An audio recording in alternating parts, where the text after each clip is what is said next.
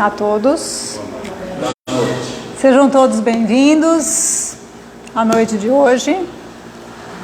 Hoje nós, com muita alegria, recebemos a todos, mais os nossos queridos amigos de Itapira e o nosso querido amigo Paulo Iter, a Silvana de Conchal, que veio acompanhando o Paulo. O Paulo vai hoje nos falar sobre os tarefeiros do bem. Então, vou dar uns avisos da casa para a gente iniciar. Os nossos estudos da casa, nós temos o estudo...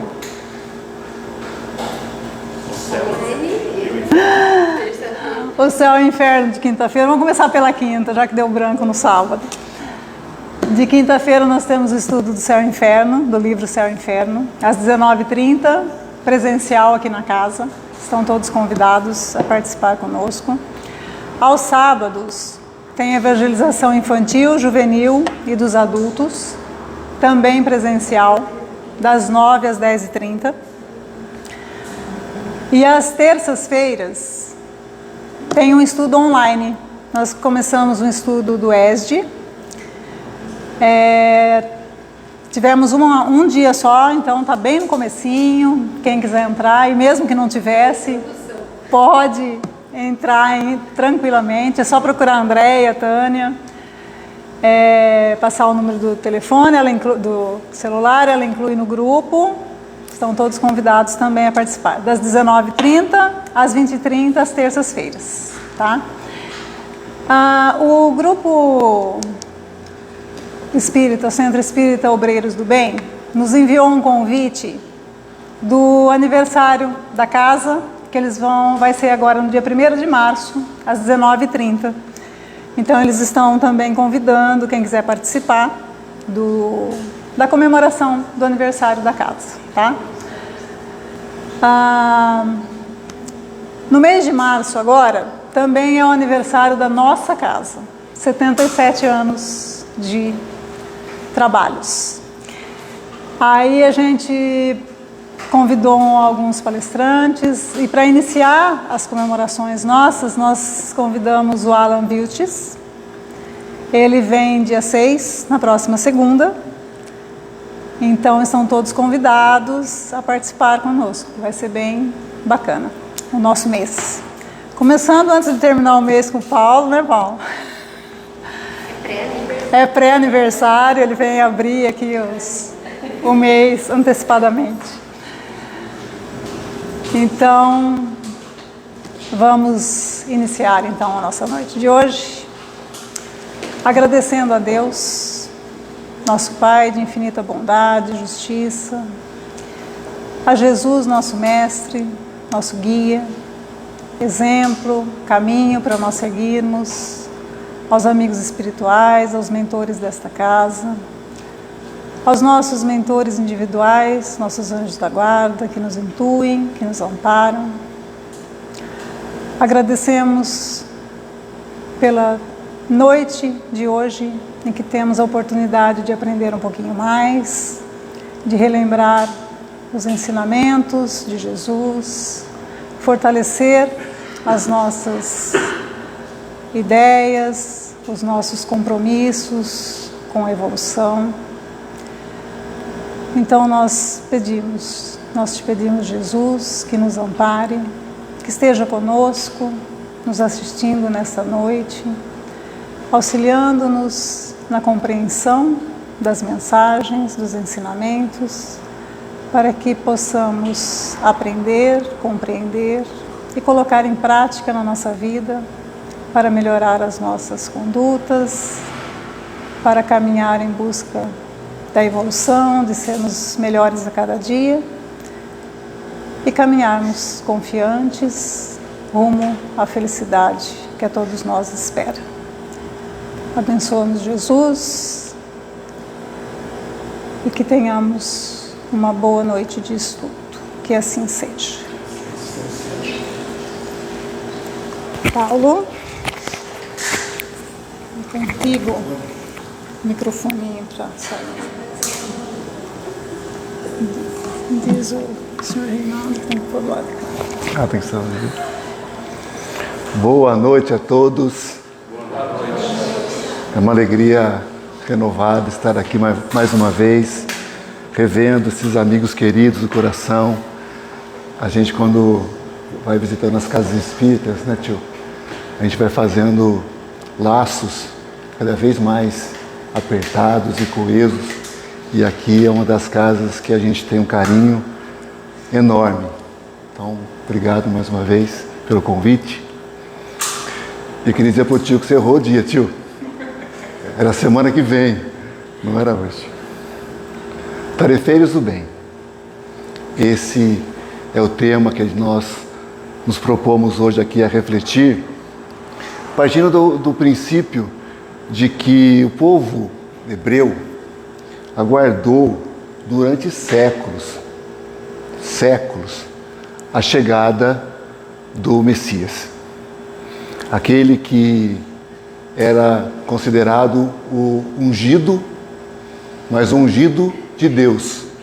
Porque a palavra Meshiá tem a ver com unção, né? Então os grandes homens eram ungidos, eram betumados, né? Passavam-se óleos em seus corpos, uma forma de homenageá-lo e de engrandecê-lo. E esse Meshiá, esse Messias, tão aguardado pelo povo hebreu, seria não ungido por homens, mas ungido pelo próprio Deus.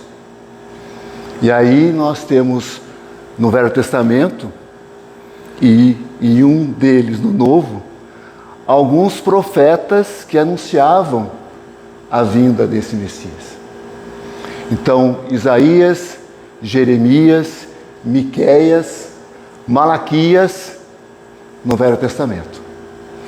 Aí houve um intervalo de mais ou menos 4 séculos de profetas, e aí veio João, o Batista, aquele que derruba a água, e também ele, como precursor do Cristo, anunciou a chegada, já estando o próprio Cristo ali junto dele, encarnado, uma vez que a diferença entre João Batista e Jesus é estimada em mais ou menos 6 meses.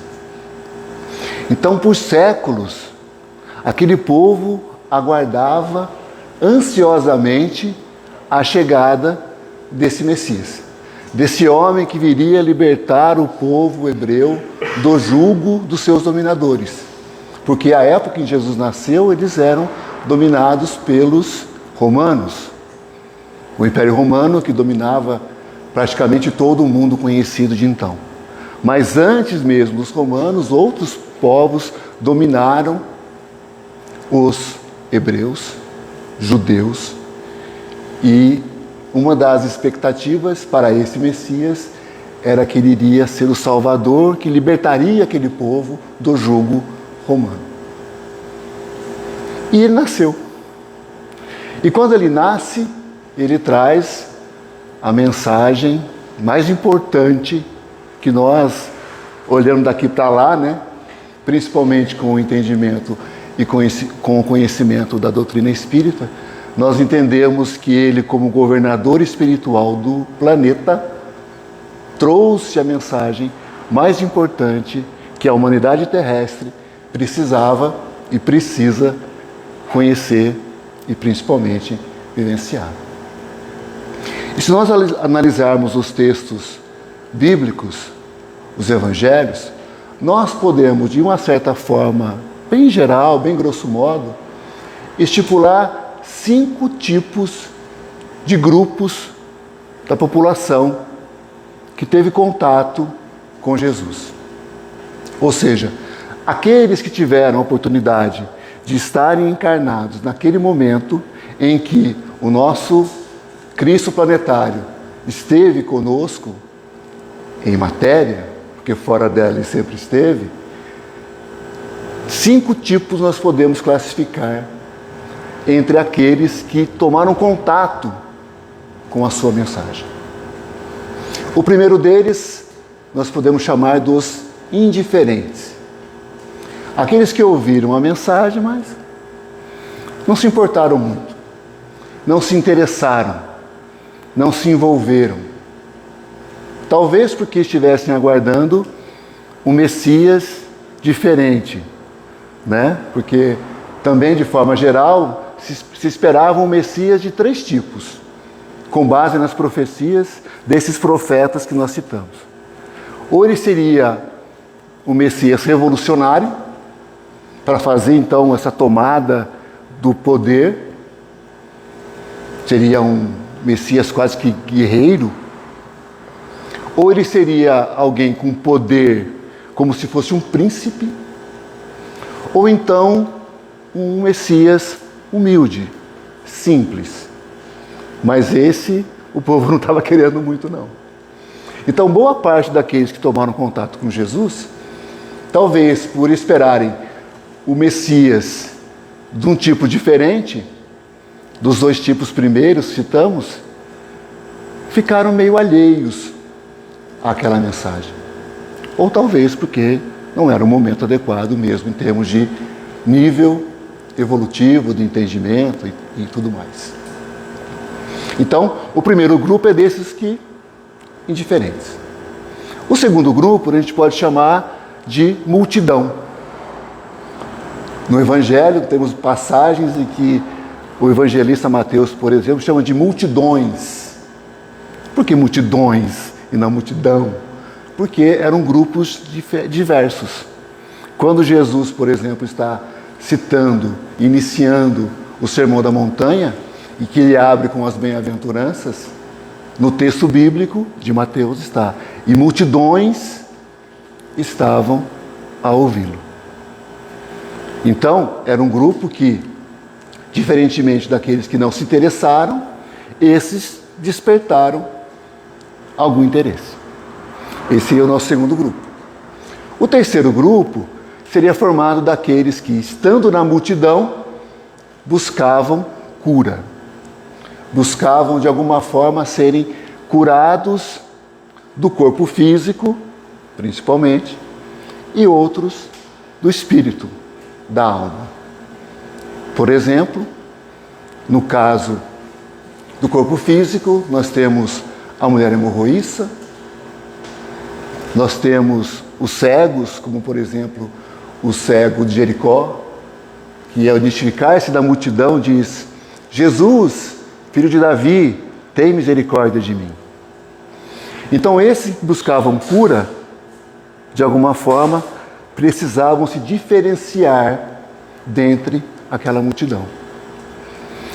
E partindo por uma cura da alma, nós temos como exemplo maior, talvez, a nossa Maria de Magdala, Maria de Madalena. Ela não tem uma doença física, né? A sua cura foi espiritual. Então temos até aqui 3 grupos: os indiferentes, a multidão e aqueles que buscavam cura. Partindo para o 4º grupo, nós já temos aqueles que ouviam a mensagem do Mestre, se interessavam por ela e queriam aprender, queriam absorver aquela mensagem. E esse grupo, então, também se destacava da multidão, mas agora por um desejo de conhecimento, de entendimento, de um maior envolvimento com ele, que nós vamos chamar, então, de discípulos. E, por fim, aqueles que, além de absorverem a mensagem, de aprenderem com ela, queriam também transmiti-la, espalhá-la, multiplicá-la, com a palavra, com o verbo, mas principalmente, como nós entendemos hoje, com a exemplificação. Então, os indiferentes, a multidão, os que buscavam cura, os discípulos e os apóstolos. E é interessante que, se nós formos buscar na parábola do semeador, nós podemos fazer uma correlação com 5 tipos de solo que ele tem. Ah, mas não são 4? A gente fez lá 5.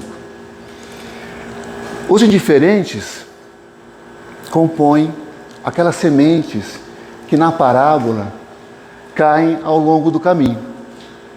Um semeador saiu a caminhar e parte da semente caiu ao longo do caminho. Vieram as aves do céu e as comeram e foram embora. Outros tipos de semente, aliás, outras sementes caíram entre as pedras, entre os pedregais. Porque não tinha terra, pouca terra, a semente logo frutificou, germinou, melhor dizendo, mas por ter pouca terra, tinham poucas raízes, veio o sol, as queimou e secou. Depois nós temos as sementes que caíram entre os espinhos. E logo também nasceram, porém, os espinhos cresceram, sufocaram, também morreram. E por fim, temos as sementes que caíram em terra boa e deram 100 por 1, 60 por 1, 30 por 1. E aí nós vamos relacionando então. Os indiferentes são aquelas sementes que caíram ao longo do caminho. Não se interessaram, rapidamente ela foi levada. A semente caiu em solo duro. São os corações endurecidos para a mensagem. Aquelas que caíram entre os pedregais podem simbolizar a multidão, porque se interessaram, mas o interesse não durou tanto assim para boa parte dessa multidão. Aqueles que buscavam cura podem estar simbolizados na semente que caiu entre os espinheiros. Afinal, a cura remete à dor e a dor remete a espinhos. Então, a busca do espinheiro como a dor purificadora que promove evolução. Mas muitas dessas, quando os espinhos cresceram, também não suportaram e não seguiram com a mensagem. E por fim, caímos na terra boa, as sementes que caíram em terra boa. E aí temos então os discípulos. Aqueles que se interessaram pela mensagem, que se atraíram por ela. Esses são os discípulos. E os apóstolos? Aqueles que frutificaram 30, 60, 100 por cada planta, por cada unidade. E é interessante quando a gente observa essa correlação, porque o solo fica bom quando o interesse aumenta, quando o envolvimento aumenta, não é? Vou pegar água aqui. Qual que eu tenho que pegar agora? Essa aqui, né, Cláudia?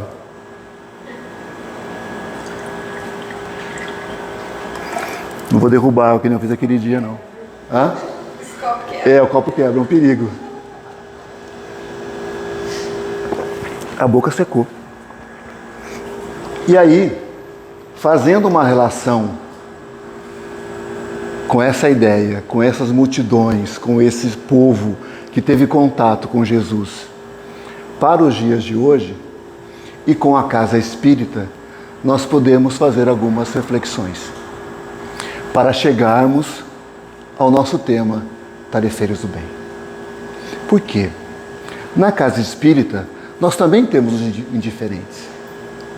São aqueles que falam assim: ixi, esse negócio de espírito não é comigo, não. O Acácio mexe com essas coisas de espírito, passo longe dele. São aquelas pessoas, hoje bem menos do que antes, mas ainda existem, por desconhecimento, por ignorância, nesse sentido de não conhecer, por não terem contato com a doutrina, por entenderem até que o Espiritismo não fala, por exemplo, de Jesus, o que é um contrassenso, entende que o Espiritismo é uma doutrina da qual eles têm que tomar distância. Então tem um indiferente, um certo desconhecimento e um certo preconceito até, infelizmente. Tem os indiferentes porque não tem interesse mesmo. estão em outras doutrinas, em outras religiões, ou sequer estão buscando algum tipo de conexão com o divino.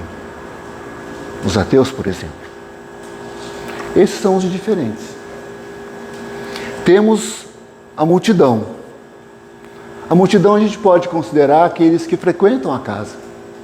Frequentam assiduamente ou nem tanto, mas frequentam muitas vezes de forma protocolar. Eu vou no centro, eu ouço a palestra, eu acho legal, acho bonitinho, tomo um passe, vamos embora. E a vida vai seguindo, sem muita conexão e sem muita transformação moral, que é aquilo que a doutrina mais nos pede. Eu costumo dizer que a gente muitas vezes faz um movimento de transferência apenas, né? Eu, por exemplo, que era católico, então você ia na missa, tomava comunhão, né? Confessava e ia embora. Aí você se torna espírita, vem na palestra pública, toma o passe, passa pelo alimento fraterno e vai embora. E fala assim: cumpri com a minha obrigação. Né? Converso com o médium, confessei, cumpri com a minha obrigação, vamos seguir a vida. Não resolveu, não nos modificou, não nos tornou melhores, não está resolvendo. Mas, dentre esses que compõem a multidão, existem aqueles, uma parcela desses, que se interessam e vão seguir adiante. Uma parte vem à casa espírita em busca de cura. Seja a cura do corpo físico, muitos procuram médiuns de cura, outros através da fluidoterapia, dos passes. E está tudo certo. Outros buscam a cura da alma, buscando se transformarem, se melhorarem e buscarem uma condição melhor do dia a dia, do cotidiano, de entendimento, de equilíbrio, de harmonia, de crescimento interior, de autoconhecimento, e isso faz crescer.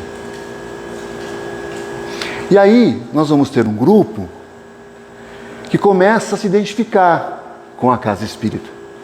Ele começa a sentir que ele faz parte daquilo. Ele começa a frequentar a casa, começa a perceber que aquilo começa a se formar como uma segunda família. Ele começa a se envolver. Ele começa a se interessar, por exemplo, pelos estudos que a Cecília aqui anunciou. E começa a dar um passinho à frente. Ele começa a se sentir pertencente àquele grupo. E aí, o meu Google quer falar? E aí ele acaba se tornando um discípulo. Porque ele está disposto a aprender. Ele se interessa pela mensagem. A mensagem do Mestre e a mensagem que a doutrina nos oferece, trazendo o cristianismo de volta de uma forma mais pura. Esses são os discípulos. E quando eles vão nesse processo, quando nós vamos nesse processo, chega um momento em que a gente quer começar a trabalhar. Eu quero me envolver. Escuta, a casa, como é que funciona? Como é que se mantém a casa? Que tipo de trabalho vocês têm? Em que eu posso ajudar? Eu me torno um tarefeiro. Eu me torno um apóstolo. Porque eu gostei da mensagem, eu me interessei pela proposta, eu gostei das ideias. E agora então eu quero abraçar isso de tal forma que isso faça parte da minha vida e que essa mensagem, essa proposta se espalhe, se perpetue. Eu quero trazer os da minha casa para o centro. Nem sempre eu consigo, mas eu quero, porque está fazendo bem para mim. Que bom seria se meu cunhado estivesse aqui ouvindo isso. Que bom seria ser, quando a mensagem é para a gente aprendeu isso já. Né? A gente quer, porque há um interesse, há um envolvimento. E essa mensagem está para ir além de nós. E aí então nós nos colocamos numa condição de apóstolos. Daqueles que vão ser tarefeiros, trabalhadores da casa espírita. E é legal que nós olhamos esse momento, principalmente da terra boa, do discípulo para o apóstolo. E quando nós vamos no Evangelho de Mateus, no capítulo 10, Jesus está exatamente neste momento, quando, já diferenciando da multidão discípulos, ele separa 12 que seriam os apóstolos. E no capítulo 10, ele inicia o capítulo 10 falando para agora os escolhidos, os apóstolos. E ali ele traz algumas recomendações que nos dão a importância desse passo, que é deixarmos de sermos discípulos para nos tornarmos agora apóstolos. E aí, eu vou trazer para a gente aqui o texto bíblico para a gente não se perder. Mateus 10, então. Então, no versículo 1, ele diz: e chamando os seus 12 discípulos, deu-lhes poder sobre os espíritos imundos, para os expulsarem e para curarem toda a enfermidade e todo o mal. Quando a gente vem nos capítulos primeiros de Mateus, ele vem escolhendo, os 12. E aqui no capítulo 10, ele reúne o grupo e agora ele vai dar orientações. Vocês irão sair a campo. Em campo, façam isso, isso e aquilo. Então ele está capacitando a turma, como um bom treinador, ele reúne e forma o seu time e aí ele vai dar orientações. E aí Mateus cita o time. Ele diz: ora, o nome dos 12 apóstolos são estes. O primeiro, Simão, chamado Pedro, e André, seu irmão. Tiago, filho de Zebedeu, e João, seu irmão. Aqui os irmãos Boanerges, os filhos do trovão. Depois temos Tiago, Filipe e Bartolomeu, Tomé e Mateus, o publicano, aqui ele faz uma autocitação, Tiago, filho de Alfeu, e Lebeu, apelidado Tadeu. Simão, o cananita, Judas Iscariotes. E aí não deixa de colocar, ele põe aquele que o traiu. Então, Pedro, Simão Pedro, André, Tiago, João, Filipe, Bartolomeu, Tomé, Mateus, Tiago, filho de Alfeu, Tadeu, Simão cananita e Judas Iscariote. A escalação está completa e tem um reserva ainda. Bom, aqui cabe uma reflexão para a gente. Por quê? Jesus, já dissemos, na condição de espírito puro, governador espiritual do planeta,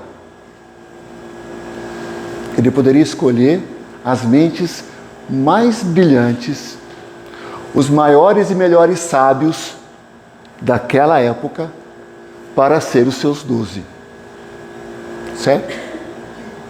Vamos lembrar que tivemos na história da humanidade grandes e grandes pensadores, grandes mentes, para falar da questão intelectual, sem contar da questão espiritual. E Jesus escolhe 12 homens, entre aspas, simples. Homens falhos. Porque ele poderia escolher 12 espíritos do seu gabarito, Sabe aquela turma que assinou com ele lá os prolegômenos, o livro dos espíritos? Aquela turma que compõe com ele o espírito de verdade, Aquela legião de espíritos evoluídos? Não. Ele escolhe 12 homens passíveis de falhas. E a gente vê, pelo Evangelho, que muitos realmente se equivocaram. Bartolomeu, por exemplo, quando ouve de João sobre o Messias, fala assim: mas lá vem coisa boa da Galileia. Simão Pedro, não precisa nem falar, é o que mais paga mico no Evangelho. Homens falhos, com uma condição espiritual certamente preparada para tanto. Não estou aqui considerando, né, os santos todos, né, esses espíritos de alta envergadura, e que fizeram todo um processo também de crescimento de lá para cá. O próprio Simão Pedro, que a gente citou, né, a gente observa, por exemplo, após o desencarne de Jesus, quando ele assume e funda junto com Tiago a Casa do Caminho, a mudança que ele promove. O Atos dos Apóstolos nos fala que as pessoas ficavam paradas esperando ele passar, porque a sombra dele curava. Humberto de Campos, no livro Teologia Mediúnica do Natal, nos traz um conto belíssimo, falando também desse momento que é pós-desencarne, ele recebido por Jesus, é levado para altas paragens, chamado Natal do Apóstolo. Então todos eles fizeram a sua trajetória, são espíritos de grande envergadura. Não estou aqui desmerecendo ninguém. Mas para aquele momento, nós temos que concordar que Jesus poderia muito bem ter escolhido homens irretocáveis. Mas ele escolhe 12 homens simples. Provavelmente, ele, que é o rei do exemplo, para nos mostrar que se aqueles homens falhos, como eram, puderam ser seus apóstolos, discípulos, apóstolos, nós também, com todas as nossas mazelas, podemos. Para a gente não ficar achando que assim, nossa, espírito é o Chico Xavier. E a gente coloca num pedestal e toma a distância porque, não dou conta. Não, dá conta sim. O próprio mestre disse, vós sois deuses. Podereis fazer o que faço e mais. E mais. Querendo nos dizer, você dá conta. Não te esconde, não. Eu te vi aí. Você dá conta. E aí, seguindo agora nos versículos 5 e 6, lembrando Mateus capítulo 10, diz, Jesus enviou estes 12, ele lhes ordenou dizendo, não ireis pelo caminho dos gentios, nem entrareis em cidade de samaritanos, mas ide antes as ovelhas perdidas da casa de Israel. Parece exclusivista, né? Você não passa lá entre os gentios, não. Evita o samaritano, só procura a minha turma. Os da casa de Israel. Só vai atrás dos judeus.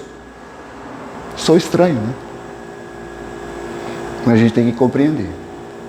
Quando Jesus fala, não ide atrás dos gentios era todo o povo que não era judeu, era gentil, eram os estrangeiros. Não é? O samaritano a gente sabe, é um povo com os quais os judeus tinham muito atrito. Eram tidos pelos judeus como pessoas de má vida, porque não seguiam a Torá tão à risca como os judeus faziam. Eles tinham lá uma mescla com os povos do norte e por aí vai. Mas quando Jesus diz isso e dá essa orientação, é porque ele está trazendo, como governador espiritual do orbe, uma mensagem importantíssima, porque, tal qual um CEO de uma grande empresa, quando é possível ele vai mandando os seus gerentes, né, os seus diretores, mas quando a mensagem é importante, ele fala, não, deixa que eu vou. Então ele reencarna. E para que essa mensagem ficasse muito bem plantada, ele precisava de solo bom. Então, qual era o solo mais propício na época para receber a mensagem do Mestre? Os judeus. Então ele queria que aquela mensagem primeiro se enraizasse, frutificasse, para depois ela ser espalhada. Não à toa que que logo depois ele convoca Paulo, conhecido como o apóstolo dos gentios. Então ele nos desamparou. Ele só falou, o momento agora é esse. Depois a gente espalha a mensagem. E cá estamos nós falando sobre ela. Né? E ele fala, ide antes as ovelhas perdidas da casa de Israel. Então, dentro do povo judeu, ele vai socorrer quem primeiro? Ovelhas perdidas. Procure o simples. Procure aqueles que têm dores, dificuldades, carências. Ovelha perdida. Qual de vós que tendo uma ovelha dentre 100, deixa 99 e vai atrás dessa uma, e quando a encontra, faz festa? Ovelhas perdidas da casa de Israel. É o momento de consolação, né? E diz mais, versículo 7 agora. E indo, pregai, dizendo, é chegado o reino dos céus. Olha como isso é importante. Era um povo que estava aguardando o Messias, aguardando a mensagem. E ele fala para o pessoal, gente, anunciem isso agora. Chegou a hora. Aquele Messias aguardado chegou. Mas não era ele o importante. O importante era a mensagem. Mensagem capaz de transformar as pessoas para que elas por si mesmas atingissem o reino dos céus. Porque a mensagem é de felicidade. A mensagem é de alegria. Por isso que é boa nova. Boa nova. Quando ele abre o Sermão da Montanha com as bem-aventuranças, a bem-aventuranças é composta de uma mensagem totalmente de felicidade. Nos ensinando como sermos felizes. Bem-aventurados os pobres de espírito. Bem-aventurados os que choram. Bem-aventurados os mansos e pacíficos. Bem-aventurados, bem-aventurados. Felizes aqueles que... Felizes. Anunciem isso. Não é de tristeza. Por que é importante isso? Porque nós, a maioria de nós, vem de uma tradição do cristianismo latino, que traz muitas vezes Jesus crucificado. Uma mensagem de tristeza, de dor, de sofrimento. Tudo isso faz parte, como crescimento. Mas o futuro é de alegria. A proposta é de reino dos céus.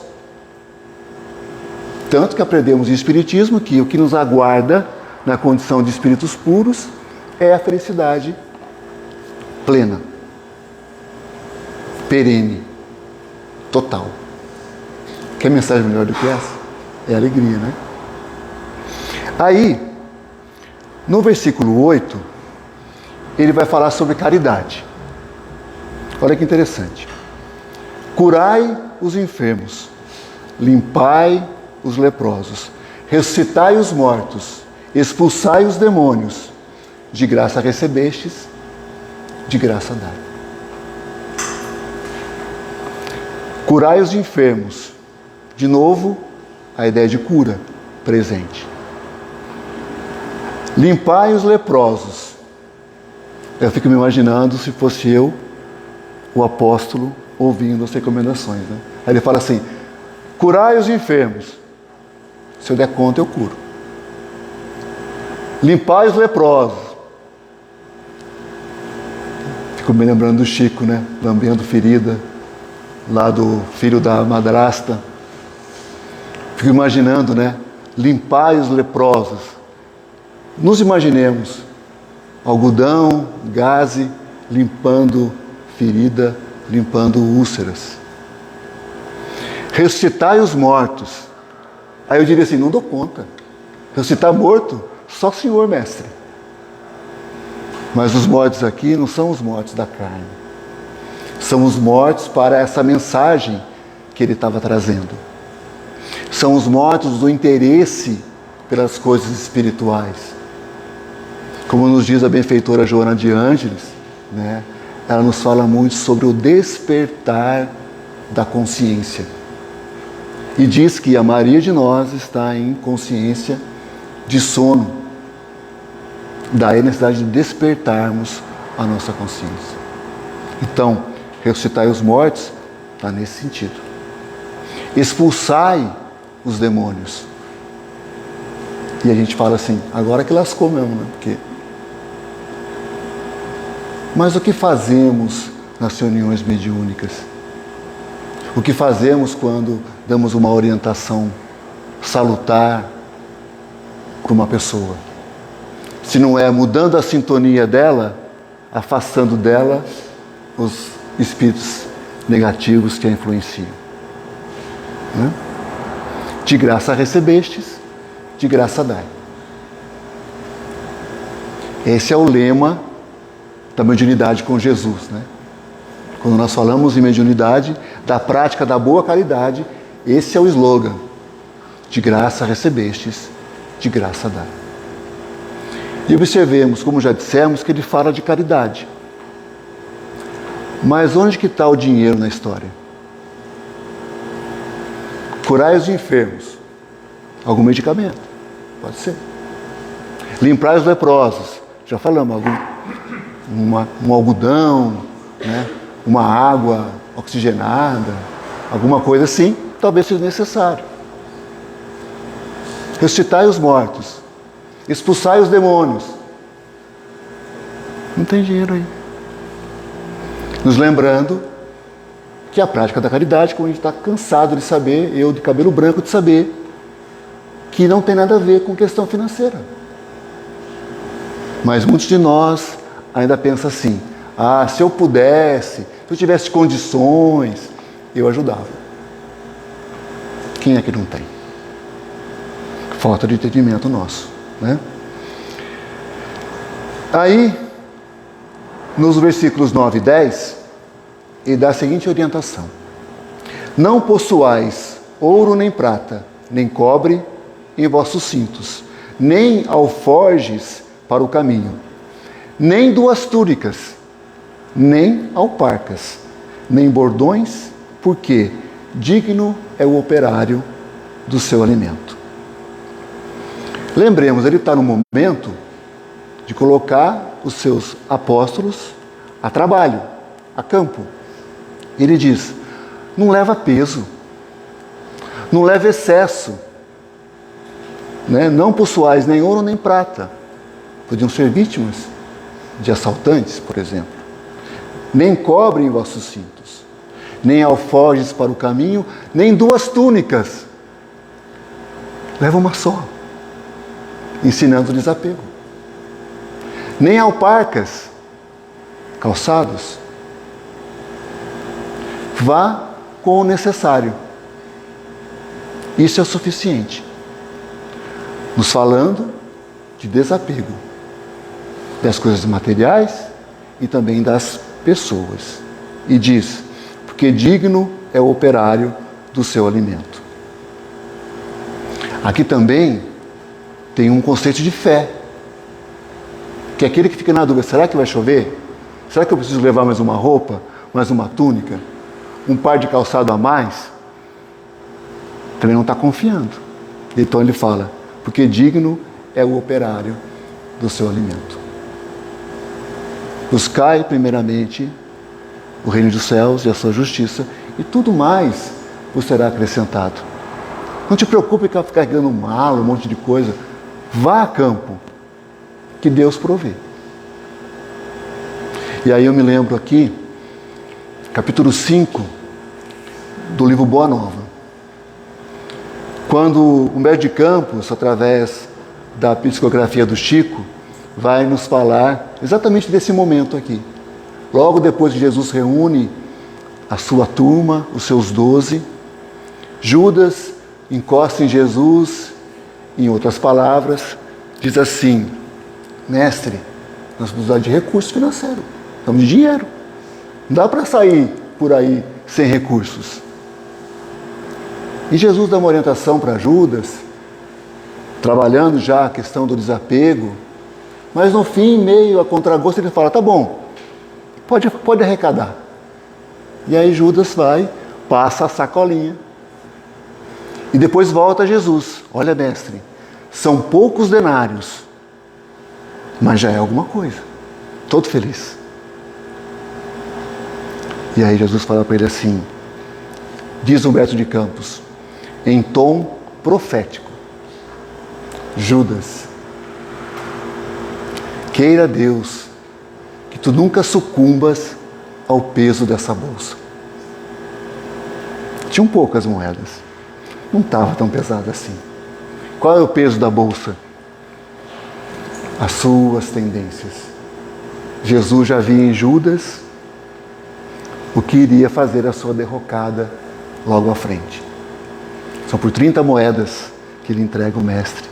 Também com aquela ideia do Messias revolucionário, queria tomar o poder, né? Queria libertar o povo judeu do jugo romano. Ele diz então, Deus queira que tu não sucumba ao peso dessa bolsa. E aqui eu abro um parênteses. Estamos chegando na Semana Santa e ainda muitos ficam malhando em Judas. Tal qual os outros apóstolos, ele também já fez a sua redenção, já se redimiu e já é um espírito em outro patamar evolutivo. Esqueçamos essa ideia de malhação de Judas. Isso já foi há muito tempo. Mas aqui, Jesus nos está ensinando o desapego, mas trazendo para a casa espírita tem um ponto importante. Que eu saiba, a Electro aqui não concede energia de graça, né, Renan? A água a gente paga, né? Muitas casas pagam aluguel. Muitas casas têm colaboradores contratados. E temos manutenção, temos o ar-condicionado ligado, temos várias situações que dependem sim de recursos financeiros. Então o Espiritismo não tem dízimo, não tem obrigatoriedade nenhuma, mas tem necessidade de recursos sim. Por isso que Jesus concordou com Judas, sim, pode passar a sacolinha. Porque nós também temos que compreender que casa espírita precisa de recursos. Então, quando a casa promove algum tipo de atividade para gerar receita, é importante que nós nos envolvamos. Né? E assim, é um ponto que não podemos inverter prioridades. Né? A gente não pode achar que a casa vai vir em função da sua estrutura. Aí está errado. Mas faz parte do processo, faz parte do dia a dia, que é a manutenção da casa, o crescimento da casa, né? As suas condições melhores sejam buscadas. Bom, para terminar, nós vamos trazer os versículos 11 a 13, de novo lembrando capítulo 10 do Evangelho de Mateus. E em qualquer cidade ou aldeia em que entrardes, procurai saber quem nela seja digno, e hospedai-vos aí, até que vos retireis. E quando entrardes em alguma casa, saudai-a, e se a casa for digna, desça sobre ela a vossa paz. Mas, se não for digna, torne para vós a vossa paz. Ele está ensinando os seus discípulos a levarem paz aonde quer que eles forem. Para nós, da mesma forma, hoje a recomendação seria a mesma, e é a mesma. Você vai para algum lugar, procure se hospedar em local digno. Entrando num ambiente, saudai aquele ambiente. Deseje paz para aquela localidade, para aquelas pessoas. Se aquele ambiente for digno e as pessoas também, ótimo. Se não for, retorna para você. Assim é a oração, por exemplo. Né? E aqui nós podemos lembrar de duas das bem-aventuranças que já citamos. Bem-aventurados os mansos e pacíficos. E logo à frente, bem-aventurados os pacificadores. Parece a mesma coisa, mas tem diferença. Porque pacífico é aquele que tem a paz em si. Ele já conquistou dentro de si algum nível de pacificação, de harmonia, de equilíbrio. é dele. Pacificador é aquele que leva paz. É aquele que, aonde quer que vá, busca espalhar pacificação. Busque entender e compreender, acalmar, né? Harmonizar os ambientes em que esteja. Né? A gente às vezes fica num momento contrário, né? A gente quer botar mais lenha na fogueira, quando o nosso trabalho deve ser de, como dizia o Chico, utilizar o algodão da paz. Né? E o último dos versículos, que é o 14, diz assim Jesus: e se ninguém vos receber, nem escutar as vossas palavras, saindo daquela casa ou cidade, sacudi o pó dos vossos pés. Que de novo nos causa estranheza, né? Nossa, mas Jesus falou isso? Se ninguém te escutar, te receber, te der atenção, você vai lá e, né, menosprezo, sacode o pé e sai bater o pé duro. Será que é isso? Claro que não. É interessante quando a gente pensa nessa questão dos pés, porque existe uma correlação entre o pé e o coração. No sentido do pé a base e o coração o sentimento. E isso está interligado. Então aqui o conceito e a proposta de Jesus é que se nós oferecemos a mensagem, no caso nosso, da doutrina espírita para alguém, e a pessoa não é receptiva, não guardemos mágoa, não guardemos rancor, não fiquemos com mimimi, compreendamos, aceitemos e a vida segue. Sacudir o pé, aliás, sacudir o pó dos vossos pés, é não tomar para si. Até porque nós não temos que impor a nossa mensagem para ninguém. A nossa maior exemplificação no dia a dia é que vai convencer as pessoas de que o Espiritismo faz bem. Muitas vezes nós ouvimos na casa espírita pessoas que chegam e falam assim: nossa, eu estou vindo aqui, mas se a minha mãe souber, ou se meu pai ficar sabendo, eu estou lascado. O que eu faço? Primeira coisa, melhore. Porque se você se melhorar dentro da tua casa, na convivência com os teus familiares, se amanhã ou depois o teu pai, a tua mãe, quem quer que seja, ficar sabendo que você está frequentando a casa espírita, mas você está uma pessoa melhor, a conclusão é óbvia. Jesus não faz gol contra. Então, se você está melhor, é porque o Espiritismo faz bem. Teve um caso lá em Conchal, tempo atrás, de um jovem que começou a fazer os estudos com a gente e tal, e ele me falou exatamente isso. Se a minha mãe souber que eu estou vindo aqui, eu estou lascado. E ele frequentou um tempo, fez o estudo, parou de frequentar. Um dia eu estou no banco, vem a mãe dele e fala assim: Paulinho, leva o fulano de volta para o centro, por favor.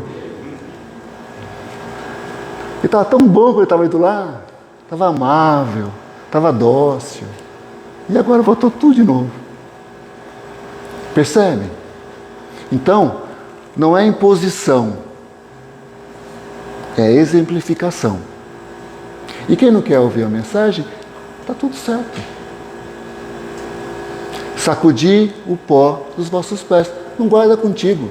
Compreenda e siga em frente. Este é o propósito. Então, quando nós falamos de tarefeiros do bem, não importa se nós somos indiferentes, se nós somos multidão, se buscamos cura, se somos discípulos ou apóstolos. O importante é a tarefa no bem. Esses degraus nós vamos galgar com o tempo. Então não cabe aqui nós ficarmos pensando assim: será que eu estou aqui ou eu estou ali? Não é essa a proposta. A proposta é a tarefa no bem. Porque fazer o bem faz bem. Que assim seja.